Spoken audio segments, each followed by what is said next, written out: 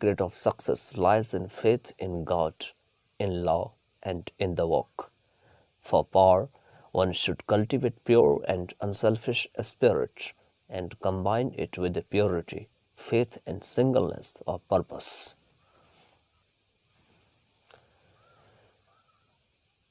Where there is a sterling faith and uncompromising purity, there is health, there is success, there is power. In such a one, disease, failure, and disaster can find no lodgment, for there is nothing on which they can feed. The sooner we realize and acknowledge that sickness is the result of our own error or sin, the sooner shall we enter upon the highway of health. Disease comes to those who attract it, to those whose minds and bodies are receptive to it, and flees from those whose strong, pure, and positive thought sphere generates healing and life-giving currents. If you are given to angry, worry, jealousy, greed, or any other inharmonious state of mind and expect perfect physical health, you are expecting the impossible, for you are continually sowing the seeds of disease in your mind. Such conditions of mind are carefully shunned by the wise man, for he knows them to be far more dangerous than a bad drain or an infected house. If you would be free from all physical aches and pains and would enjoy perfect physical harmony, then put your mind in order and harmonize your thoughts. Think joyful thoughts, think loving thoughts. Let the elixir of goodwill course through your veins, and you will need no other medicine. Put away your jealousies, your suspicions, your worries, your hatreds, your selfish indulgences, and you will put away your dyspepsia, your biliousness, your nervousness, and aching joints. If you will persist in clinging to these debilitating and demoralizing habits of mind, then do not complain when your body is laid low with sickness. Many people complain that they have broken down through overwork. In the majority of such cases, the breakdown is more frequently the result of foolishly wasted energy. If you would secure health, you must learn to walk without friction. To become anxious or excited or to worry over needless details is to invite a breakdown. Work, whether of brain or a body, is beneficial and health-giving, and the man who can work with a steady and calm persistency, freed from all anxiety and worry, and with his mind utterly oblivious to all but the work he has in hand, will not only accomplish far more than the man who is always hurried and anxious, but he will retain his health, a boon which the other quickly forfeits. True health and true success go together, for they are inseparably intertwined. In the thought realm, by the power of faith, every enduring work is accomplished. Faith in the Supreme, faith in the overruling law, faith in your work and in your power to accomplish that work. Here is the rock upon which you must build if you would achieve, if you would stand and not fall, to follow under all circumstances the highest prompting without you, to be always true to the divine self, to rely upon the inward light, the inward voice, and to pursue your purpose with a fearless and restful heart, believing that the future will yield unto you the need of every thought and effort, knowing that the laws of the universe can never fail, and that your own will come back to you with mathematical exactitude. This is faith and the living of faith. By the power of such faith, the dark water of certain uncertainty are divided.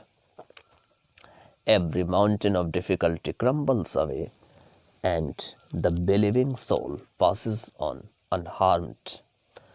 Strive, O reader, to acquire above everything the priceless possession of this dauntless faith, for it is the talisman of happiness, of success, of peace, of power, of all that makes life great and superior to suffering. Build upon such a faith, and you build upon the rock of the eternal, and with the material of the eternal, and structure that you erect will never be dissolved, for it will transcend all the accumulations of material luxuries and riches, the end of which is dust. Whether you are hurled into the depths of sorrow or lifted upon the heights of joy, ever retain your hold upon this faith, ever return to it as your rock of refuge, and keep your feet firmly planted upon its immortal and immovable base. Centered in such a faith, you will become possessed of such a spiritual strength as will shatter, like so many toys of glass, all the forces of evil that are hurled against you, and you will achieve a success such as the mere striver after worldly gain can never know or even dream of. If you will become possessed of this faith, you will not need to trouble about your future success or failure, and success will come. You will not need to become anxious about results, but will walk joyfully and peacefully, knowing that right thoughts and right efforts will inevitably bring about right results. Your success, your failure, your influence, your whole life you carry about with you, for your dominant trends of thought are the determining factors in your destiny. Send forth living, stainless, and happy thoughts, and blessings will fall into your hands, and your table will be spread with the cloth of peace. Send forth hateful, impure, and unhappy thoughts, and curses will rain down upon you, and fear and unrest will wait upon your pillow. You are so unconditional maker of your fate, be that fate what it may. Every moment you are sending forth from you the influences which will make or mar your life. Let your heart grow large and loving and unselfish, and great and lasting will be your influence and success. Even though you make little money, confine it within the narrow limits of self-interests, and even though you become a millionaire, your influence and success at the final reckoning will be found to be utterly insignificant.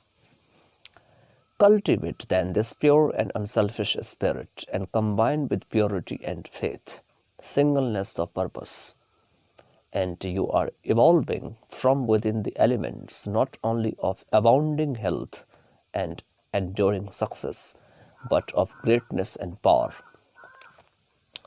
Whatever your task may be, concentrate your whole mind upon it, throw into it all the energy of which you are capable. The faultless completion of small tasks leads inevitably to larger tasks. See to it that you rise by steady climbing, and you will never fall. And herein lies the secret of true power. Learn by constant practice how to husband your resources, and to concentrate them at any moment upon a given point.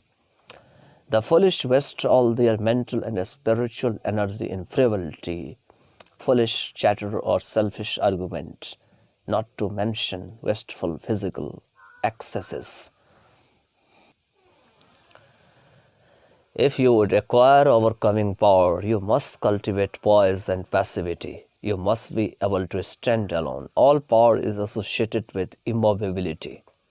The mountain, the massive rock, the stout oak all speak to us of power because of their combined solitary grandeur and defined fixity, while the shifting sand, the yielding twig, and the waving reed speak to us of weakness because they are movable and non resistant and are utterly useless when detached from their fellows. He is the man of power who, when all his fellows are swayed by some emotion or passion, remains calm and unmoved. He only is fitted to command and control who has succeeded in commanding and controlling himself. The hysterical, the fearful, the thoughtless and frivolous, let such seek company, or they will fall for lack of support. But the calm, the fearless, the thoughtful and grave, let such seek the solitude of the forest, the desert and the mountain top, and more power will be added to their power, and they will more and more successfully stem the psychic currents and whirlpools which engulf mankind. Passion is not power, it is the abuse of power, the dispersion of power. Passion is like a furious storm which beats fiercely and wildly upon the embattled rock, whilst power is like the rock itself which remains silent and unmoved through it all. If you have not this power, you may acquire it by practice, and the beginning of power is likewise the beginning of wisdom. You must commence by overcoming those purposeless trivialities to which you have hitherto been a willing victim. Boisterous and uncontrolled laughter, slander and idle talk, and joking merely to raise a laugh. All these things must be put on one side as so much waste of valuable energy. Above all, be of single aim, have a legitimate and useful purpose, and devote yourself unreservedly to it. Let nothing draw you aside. Remember that the double-minded man is unstable in all his ways. Be eager to learn, but slow to beg. Have a thorough understanding of your work and let it be your own. And as you proceed, ever following the inward guide, the infallible voice, you will pass on from victory to victory and will rise step by step to higher resting places, and your ever broadening outlook will gradually reveal to you the essential beauty and purpose of life.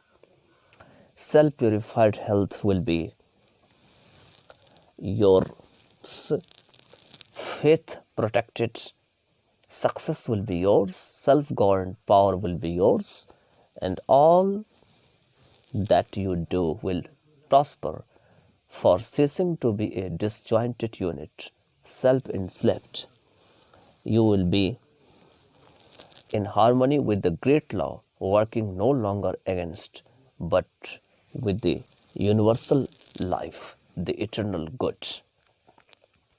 And what health you gain, it will remain with you. What success you achieve will be beyond all human computation and will never pass away. And what influence and power you wield will continue to increase throughout the ages, for it will be a part of that unchangeable principle which supports the universe. This then is the secret of health, a pure heart and a well-ordered mind. That is the secret of success, an unfaltering faith and a wisely directed purpose, and to rein in with unfaltering will the dark steed of desire. This is the secret of power. With this chapter is over. If you are eager to get the explanation of this part of the video, you can go to other parts of the videos. Thank you so much by then.